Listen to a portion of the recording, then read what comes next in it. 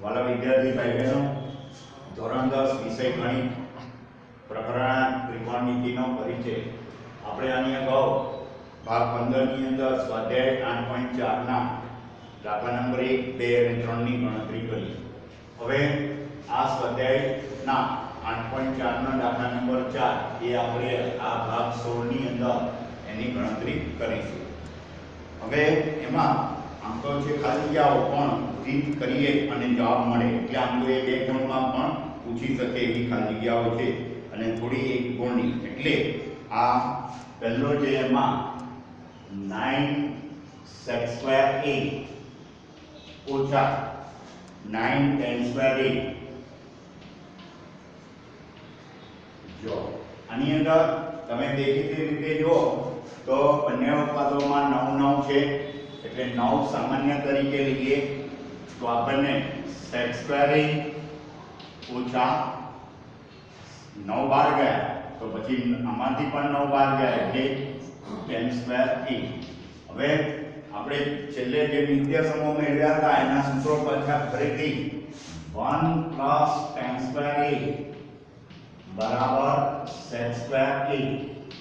હવે અહીંયા આગળ sec square ઓછા tan square આ tan ના આ બાજુ લઈએ તો અહીંયા રહેશે 1 બરાબર sec square a ઓછા tan square a એટલે આ sec square a ઓછા tan square a એની જગ્યાએ આપણે શું લખાશે 1 તો અહીંયા 9 અને sec square ઓછા tan square એની કિંમત 1 તો 9 ગુણ્યા 1 તો કેટલા થશે 9। એવી રીતના બીજો એમાં આપી જે રકમ લખું છું 1 plus tan theta plus sec theta 1 plus tan theta plus sec theta बीजा कौंसनी अंदर 1 plus cot theta minus cosec theta 1 plus cot theta minus cosec theta आ बने कौंस वच्चे આપણે સાદુરૂપ આપવું છે। હવે આની અંદર તમારે તો tan અને sec આવી રીતે હોય sec એટલે cosનો વ્યાસ કે આપણને ખબર છે બરાબર sec theta એટલે cos theta નો વ્યાસ तो आ tan ने તમારે આવી રીતે એની આજુબાજુના પદો જોવાના તો આને tan એટલે cos આધારિત cosine ભાગ્યા cos એ રીતે આમાં થીટાની સામેની બાજુ અને કર્ણ એક ગુણોત્તર લેવાના નથી પણ tan થીટાનું સૂત્ર મેં તમને કહ્યું હતું કે sin ભાગ્યા cos તો એ સૂત્રનો ઉપયોગ કરવાનો છે। તો 1 tan થીટા એટલે sin થીટા છેદમાં cos થીટા વત્તા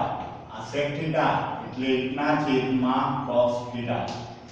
એવી રીતના 1 પ્લસ આ cot theta એટલે cos theta upon sin theta tan નો વ્યાસ cot એટલે આનાથી ઉલટાઈ જશે છેદ અંશમાં અને અંશ છેદમાં cosec તો 1 upon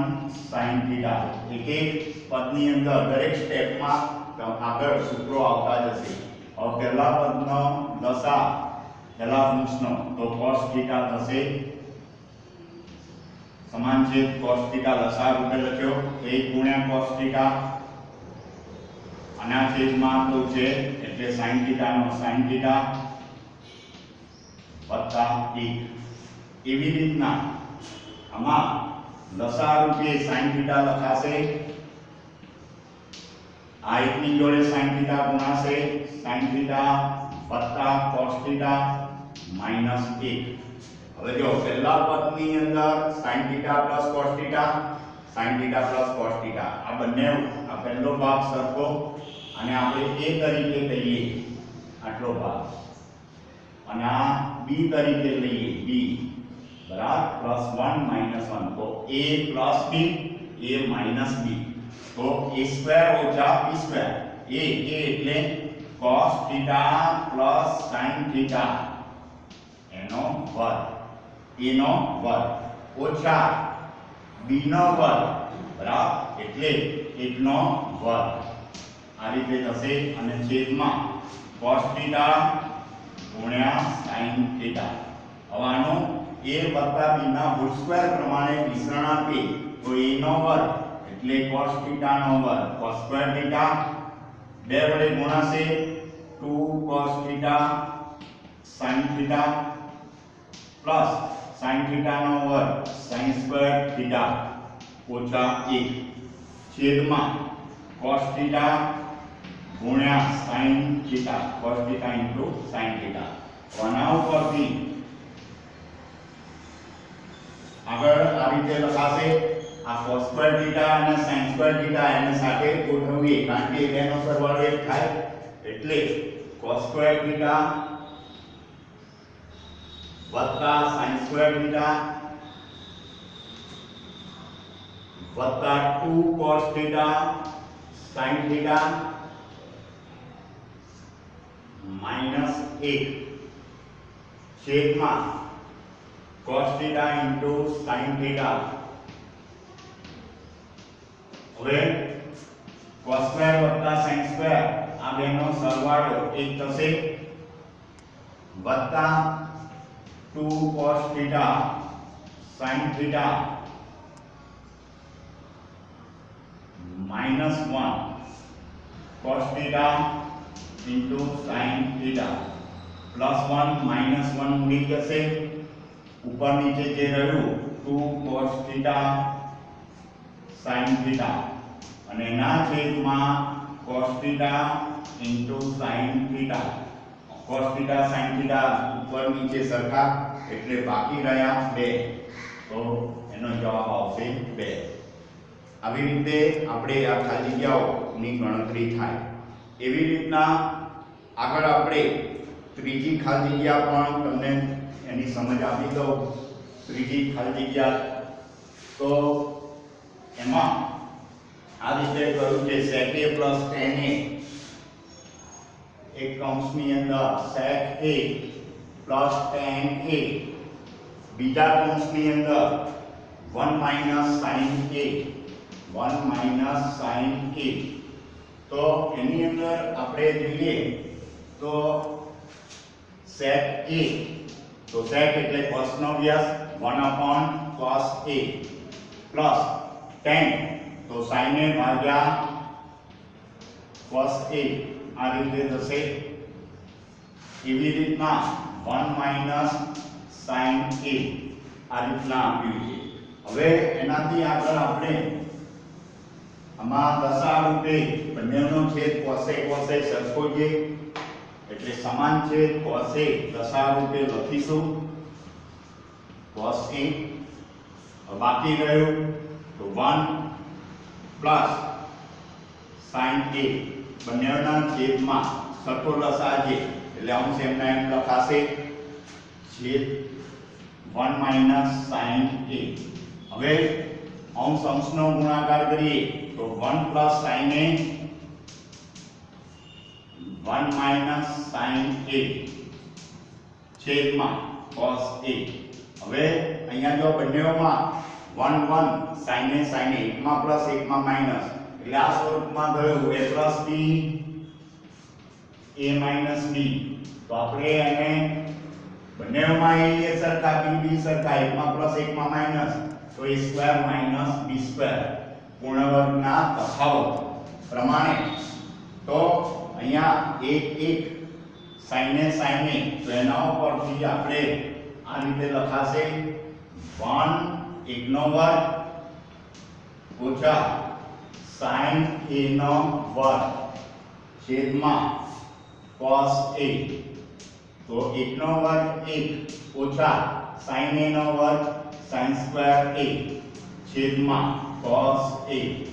1 minus sin square a તો એના માટે cos સ્ક્વેર a લખાશે છેદમાં cos a હવે cos બે વખત ને છેદમાં એક વખત એટલે બાકી શું રહેશે cos a તો આ રીતે એનો જવાબ cos a આવશે આવી રીતના તમે ચોથી ખાલી જગ્યા છે તમે પૂરી કરજો એ પ્રમાણે હવે દાખલા નંબર 5મો એની ગણતરી કરીએ એમાં પહેલો દાખલો પાંચમામાં ઘણા બધા દાખલા છે પણ એમાંથી આપણે જે અમુક દાખલા ગણીશું બાકીના તમારે આ પ્રમાણે આ જે 1 થી 4 ગણે એ પ્રમાણે છે એટલે દાખલા નંબર 5માં પહેલો દાખલો છે બરાબર સાબિત કરવાના છે એમાં ડાબી બાજુ હું લખું છું બરાબર રકમ તમારી પાસે છે દાખલા નંબર 5 એની પહેલી રકમ સાબિત કરવાનું કહ્યું છે કે cosec theta minus cot theta નો હોલ સ્ક્વેર એના બરાબર 1 માઈનસ cos અને છેદમાં 1 પ્લસ cos એ રીતે આપણે જવાબ લાવવો છે તો પહેલા દાખલાની અંદર cosec theta minus cot theta નો હોલ સ્ક્વેર આ રીતની રકમ છે હવે cosec એટલે sin નો વ્યસ્ત 1 ના છેદમાં sin થીટા લખાશે cot થીટા એટલે cos theta upon sin theta હવે બંનેનો છેદ સરખો થઈ ગયો sin થીટા સમાન છે લસા રૂપે લખ્યો 1 માઈનસ cos થીટા અને કૌંસની બહાર વર્ગ એટલે અહીંયા અંશમાં શું થયું 1 માઈનસ cos થીટા નો હોલ સ્ક્વેર આખા કૌંસનો વર્ગ અને છેદમાં sin થીટા નો વર્ગ એટલે sin સ્ક્વેર થીટા હવે આના ઉપરથી આગળ આપણે 1 માઈનસ cos થીટા નો હોલ સ્ક્વેર એટલે 1 માઈનસ cos થીટા એકની એક વસ્તુ x ગુણ્યા x તો x નો વર્ગ એવી રીતે 1 માઈનસ cos થીટા નો હોલ સ્ક્વેર એટલે 1 માઈનસ cos થીટા અને 1 માઈનસ cos થીટા બે વખત લખાશે વચ્ચે એટલે sin સ્ક્વેર થીટા और sin સ્ક્વેર થીટા એટલે એનું સૂત્ર 1 માઈનસ cos સ્ક્વેર થીટા જો જે મૂળભૂત નિર્દેશક હતું sin સ્ક્વેર થીટા વત્તા cos સ્ક્વેર થીટા બરાબર 1 આ સૂત્રના આધારે આપણે cos સ્ક્વેર થીટા અને સૂત્રનો કરતા જે છેલ્લે મેં સમજાવ્યું છતાં ફરીથી યાદ અપાવી દઉં આ sin સ્ક્વેર આ બાજુ જશે એટલે 1 માઈનસ sin સ્ક્વેર થીટા એટલે 1 માઈનસ cos સ્ક્વેર થીટા આપણે લાવવું હોય ધારો કે આપણી પાસે આવ્યો sin સ્ક્વેર થીટા તો sin સ્ક્વેર થીટા ની કિંમત શું થાય તો આ cos ને આ બાજુ લઈ જઈએ તો sin સ્ક્વેર થીટા બરાબર 1 માઈનસ cos સ્ક્વેર થીટા એ રીતે લખ્યું sin સ્ક્વેર થીટા ની જગ્યાએ હવે આની અંદર આ 1 minus cos theta 1 minus cos theta હવે આ 1 નો વર્ગ અને આ cos થીટા નો વર્ગ બંને પૂર્ણ વર્ગ થયા એની વચ્ચે માઈનસ ની નિશાની એટલે આ સ્વરૂપમાં ગયું a સ્ક્વેર ઓછા b સ્ક્વેર તો એના ભાગ પડે એક વધે વત્તા અને એક વધે બે વચ્ચે ઓછા એટલે 1 minus cos theta 1 minus cos theta આમાં 1 માઈનસ cos થીટા અને 1 પ્લસ cos થીટા આ રીતે થશે અંશ છેદ સરખા ઉડી ગયા એટલે બાકી રહ્યું એ 1 માઈનસ cos થીટા છેદમાં 1 પ્લસ cos થીટા એના બરાબર જમણી બાજુ તો આ રીતે આપણે આ પહેલો દાખલો પૂરો કર્યો આવી રીતે તમે આ સ્વાધ્યાયનો આ પાંચમો છેલ્લો દાખલો છે તો બાકીના દાખલા જે રહ્યા એ તમે જો હવે મેં તમને એવું થાય કે બીજો દાખલો તો એ થોડીક સમજ તમને આપી દો એ તમારે હોમવર્કમાં કરવાનો છે બરાબર બીજો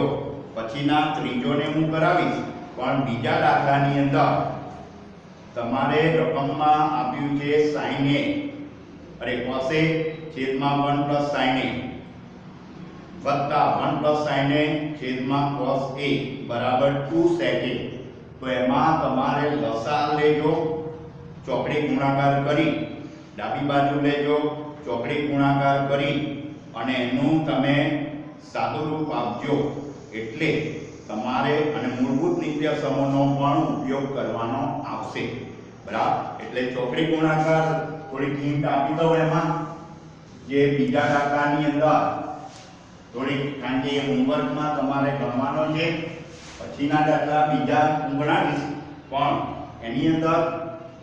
અમે જો રકમમાં ખાસ કે cos a છેદમાં 1 plus sin a plus 1 plus sin a 1 plus sin a છેદમાં cos a આ રીતનું આપેલી જ રકમ ડાબી બાજુ હવે ચોકડી ગુણાકાર કરો એટલે આની સાથે આ ગુણાના cos a ગુણ્યા cos a આ બેનો ગુણાકાર કરી દેવાનો પરસ્પર એટલે cos સ્ક્વેર a લખશો cos a ગુણ્યા cos સ્ક્વેર a વત્તા 1 plus sin a 1 plus sin a એટલે 1 પ્લસ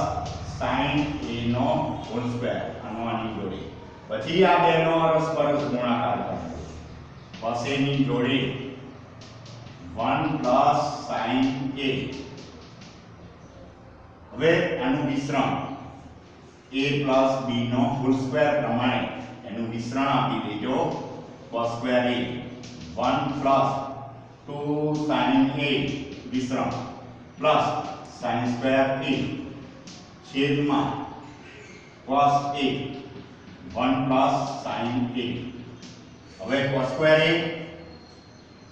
અને sin સ્ક્વેર a નો સરવાળો 1 થશે 1 વત્તા 1 2 2 વત્તા 2 sin a એમાંથી 2 કોમન કાઢી લેજો બરાબર અને એ રીતે તમે ઉપર નીચે તમારે અંશ છેદ સરખાવશે ઉડી જશે અને જમણી બાજુ તમારે આવી જશે તો આ દાખલો આ રીતે પૂરો કરજો બીજો દાખલો હોમવર્કમાં આપું છું એના પછીના બાકીના દાખલા એ અગાઉ આગળ આપણે 17મા ભાગમાં ગણાવીશું થેન્ક યુ